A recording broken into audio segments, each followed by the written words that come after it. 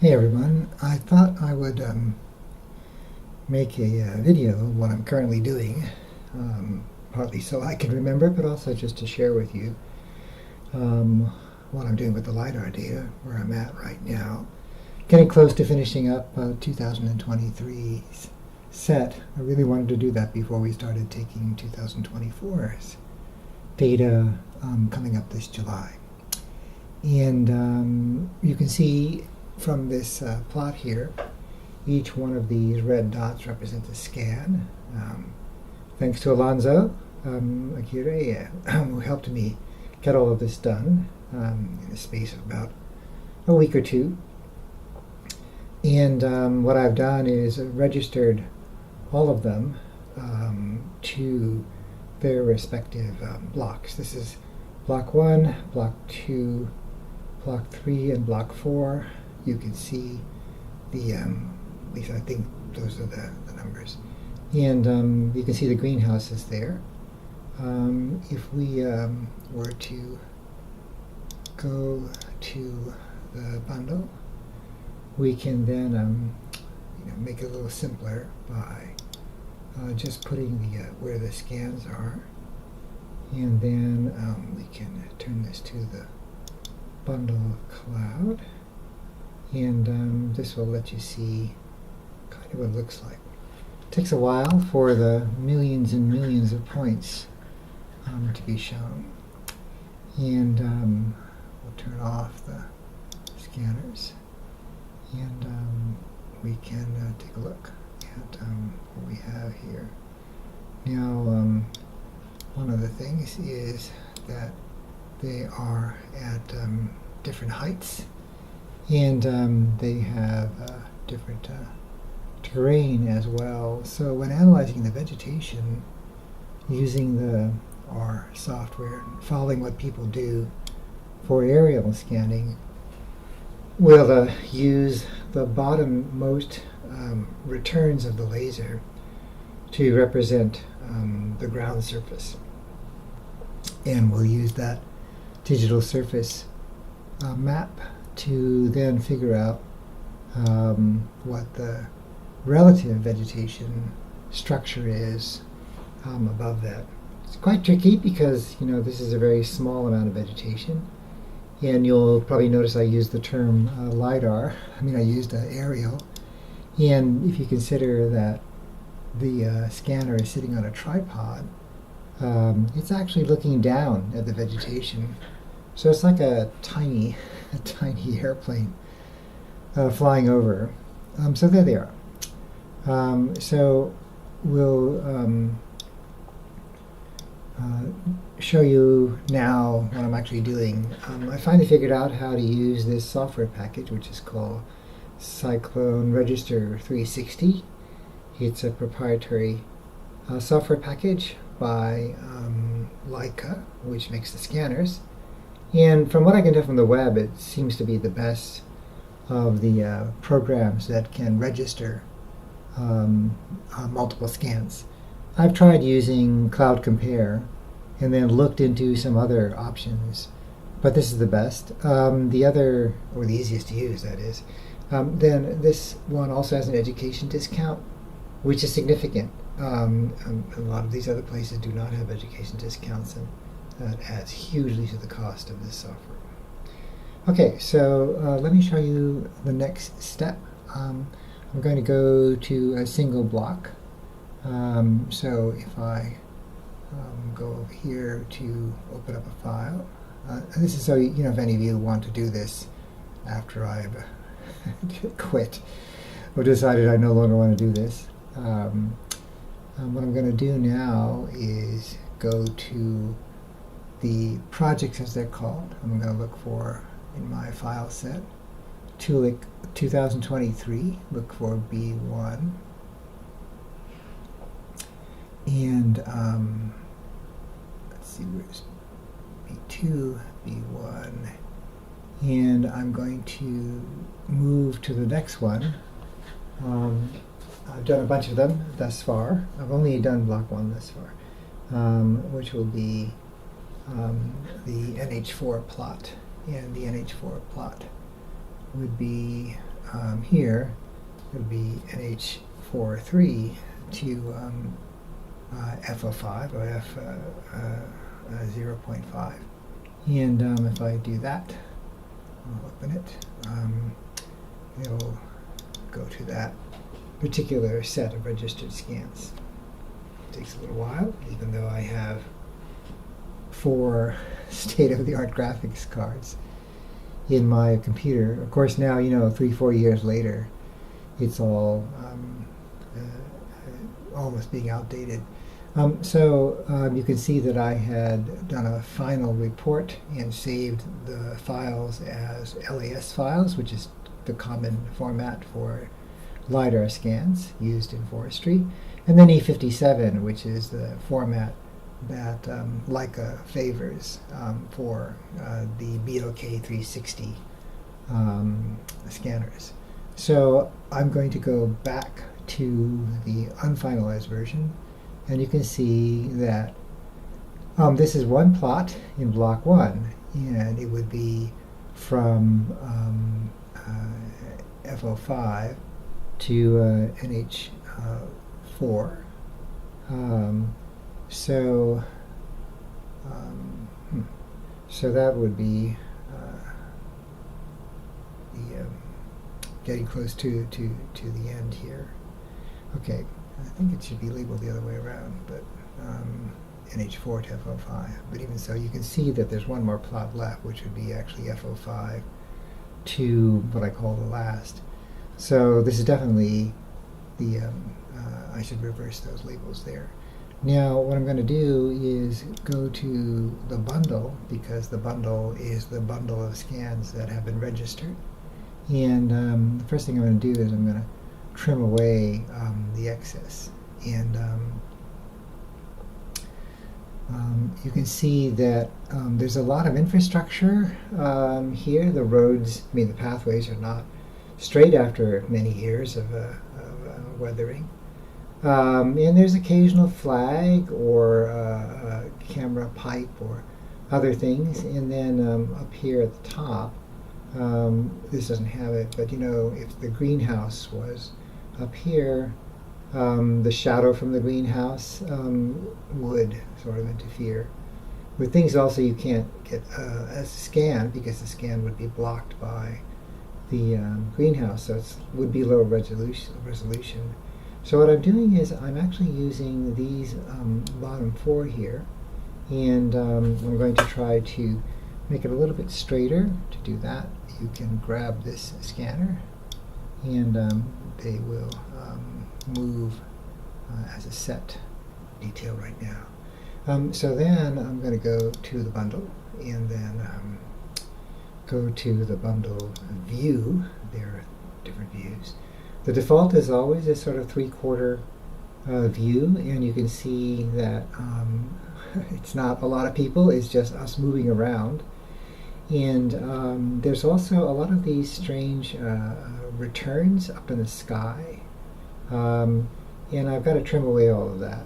So I'm going to go to this little block here and get to the top view, and then from the top view I'm going to choose a rectangle, and then turn off this so I can sort of see where I'm at. Okay, turn it back on, and I'm going to try to select away from the paths.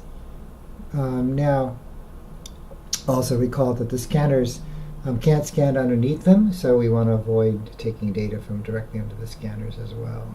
So I'll be sampling mostly from the center, but then I have to watch out for each one. You can't do it automatically because there could be a flag or a camera or something in the way. And now that I've marked off that area, I'm going to delete everything outside, and then it'll take a while to delete all those plots. I'm going to pause here. Okay, we are back, and you can see it's trimmed away the outside. But as I said, there are all these ghost returns that I want to get rid of. And so I'm going to turn to the left, and you can see some of them there. I'm not sure why they have that angle. We can remove some of this software menu items, and then zoom in, and then so we're now looking from the left side, And I'm going to go to our selection tool, choose a polygon, and then just try to stay below all of those. Be careful not to cut off any vegetation. The vegetation, of course, is never that high. And then connect it up here, and then delete the outside marks again. And I'll pause because okay, so we've now gotten rid of those sort of ghost points, and then we can go back to the top view. Here we are. I'll reduce it down a bit. And so, you know, I initially thought I could just somehow use the R code to choose, you know, within this plot, once I figured out what the XY coordinates are, some sort of random 1 meter square. But then you see, like, there's a bit of stuff here. And other things I might want to avoid. This one is not as bad as some, like the one that has the, I believe they're green cameras, green spectral cameras that are down here. It's not in this particular plot, but, you know, and sometimes there's a stake or a flag or something like that. So what's really cool about this program is that you can create limit boxes, and you can choose the size of the limit box. The limit box will just actually segment a piece of your scan. So here I'm choosing 1 meter square, which is perfect. And then I can save those segments. If I open up this here, the limit box manager, you can see that I have no limit boxes just now. But if I go over here, I can do what's called a quick limit box. And the quick limit box, which is what QLB stands for, allows me to put my cursor someplace, and then boom, there's a quick limit box. You can then save it, and you can say I want to export it. And then, but unfortunately, you then have to go back to the sitemap, then go back to the bundle cloud, so you can get back to where you were, which means you have to go to the top view, because it's not the default view. You don't really need these scanner plots. And so now I want to see, going to the manager, where that one is, and there it is. So I'm going to create another one, create quick limit box, and then I'll just go over here someplace. Boom, I think it looks pretty safe. And then I'm going to save that one and say that I want to export it. Unfortunately, again, you have to go back to this business of going back to the sitemap, and then going back to the bundle cloud, going back to the top view. And while that's kind of a nuisance, and there might be some way to avoid that, the truth is, once you make a limit box, it naturally assumes that that's what you want to look at. So it removes all of the other stuff. But we want to make more limit boxes, and so I need to see where those other limit boxes are. And here's another one. So I'm going to create 4 of these. I'm worried about some of this here. Maybe it could be, you know, bare land. It could be scanning low densities, but I'll just put it there. Okay, it's not exactly random. It's kind of pseudo-random. I'm trying to avoid potential artifacts in the system. Okay, and so now just one more. I decided to do 4 of these limit boxes per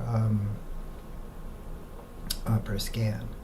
Okay, and then go back to the top view, get our limit box manager, make them all visible, and then create the 4th one. So what I'm going to have for each one of these treatments is 4 1 meter cubed segments of the scan, and then we can analyze those differently. So if you want to see what that looks like, we can go back to sitemap, go back to the bundle cloud, and make them visible, visible, visible, visible, visible. Zoom in, okay, and then zoom in, and there they are. As I've frequently confessed, you see that bit of infrastructure? Yeah, I mean, you know, there's a wooden stake, other things. So you can't really truly randomly sample the vegetation, but I think that, we're going to avoid pseudoreplication, we're going to take the average of the metrics that we get from these boxes. And what's really cool about them is that it places it about halfway through, so we're getting to the bottom as well, too. And again, as I said, half the time I think I do this just because it's just kind of so cool, for lack of a better word. Maddie says I should use the word slay, but I'm worried I don't use it in the right context, like the word riz. Okay, so that's where we're at. Now, you can then go back to the sitemap. I do this thing called optimize the bundle. It doesn't seem to do very much, but it sounds good. And then zoom in. And now I can finalize. And what finalize is where you actually produce the final files that you want. So I'm going to accept the way things are now, and then it's going to put it all in place for producing files. Then I'm going to say accept. And then I have to say where I'm going to file the report. And so this usually has the last file name I used. I call this trim because I've trimmed away stuff. It's NH4 to FO5. As I said, I'm sorry I chose this one because I realized I labeled it backwards. Doesn't matter too much, but you do want to keep the labeling conventions constant. And so I'm going to save the report. I don't know, I've never had any use for these reports. I guess if I was in a business, somebody would want to see the report. But I want to go to the publish options. And I want to save it as a last file because that's the file that the R packages use. And so here's the last cloud. And then I'm going to just change again, trying to keep the file name conventions the same. I don't really need that one. And then I'm going to save it. Once you've saved it, it actually says, well, how do you want to save it? Do you want to save the whole thing, or do you want to publish by the limit box? And so I want to publish by the limit box, and I'm going to publish the first limit box here, and I'm going to say OK. And then I'm going to publish it. And this will now only publish limit box 1. It's going to take a little while, so I'm going to pause again. Okay, we're back, and you can see it says that it succeeded. Always good news. But now we're going to publish by limit box again, but this time I'm going to choose limit box 2. And say OK. After it's done the first one, the second, third, and fourth go pretty fast, so I'm not going to pause here. And what I'm doing is producing 4 separate files. Before, when I published by the limit box and chose all 4 of them, I realized it produced one file with the 4 limit boxes in it, and that is not as usable when we're doing the statistics in R. Okay, so one more to do here, this one, and then say OK, publish, and then the last one will be coming up.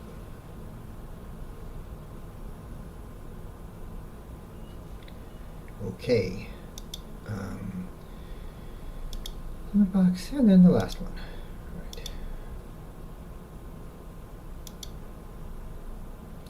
What I want to do next is just get you a closer look at it, but I'll use Cloud Compare, which is the free open access software. So there. Now if I go to the file folder, you can see that if I sort this by the date modified, we have at let's see, here we go, 7:45 a.m. We have limit box 1, 2, 3, and 4. And I'm now going to go to the software package called Cloud Compare. Well, it's not there. So I'll just open up one of these. I'll open up this one. These are the ones we just made. I'm going to apply conventions, and there it is. Okay, so if we reduce it down so we can get to see it's a bit better looking than that. And now we open up the other ones. So what I'm going to do is open up the files, the other ones. Open. And then I'm going to do my date modified again. Okay, so I am going to open up 2, 3, and 4. Okay. Yes. There they are. And you can see that the XY coordinates are there. And so it shows me where I had placed these. I could load the whole trimmed plot, or I could load the merged plot. But the more that these things, the scans have been registered, the more that you have slight irregularities, because trying to line up literally millions and millions of points is always going to leave. The more you try to merge, the more you can have some stray points, which would not be a problem if you're doing buildings, or other things like that. And the registering of buildings is a lot smoother than trying to register fuzzy vegetation that moves in the wind. But I wanted to show you that this is what it looks like, and here are the plots. So I will be using the R code that is designed to give you metrics of forest properties. Now, this is not a forest, obviously, and I have to go from scales of meters to scales of centimeters. So I contacted the creator of LiDAR, LiDAR, the software, which is very widely used in forestry research. He very nicely replied, and he said that it should be absolutely fine to scale. He said it's mathematical, and he said it's linear scaling. And so if you want to change from 1 meter, you can go from 1 meter scale to 10 meter scale. I mean, if you're working with large land areas with hundreds of trees that are maybe 10, 20 meters high or more, then you'll want to scale the things in meters. But in this case here, I want to scale the things in centimeters, and he said there's no problem. And you can sort of squint and say, well, these are tiny forests, aren't there? And the metrics I'm looking for are volume. Unfortunately, it doesn't give volume, but there are other packages that do. And then I also want to get the rugosity and entropy, measures of the sort of surface irregularities and properties of the different plots. And then I would take the average of these 4 for this particular treatment, take an average of another 4 for the other treatment, and then use those to add to all the other things we're measuring, like percent cover and DVI, and anything else we're measuring in these in the MAT06 plots. Okay, so I don't think I'll make a video to show you our code, but I will, once all of this is done, I have 3 more blocks to do. I will then share with you the analyses we get from that, and then that can be added to all that everybody is doing. Thank you all. Sorry this is a bit long.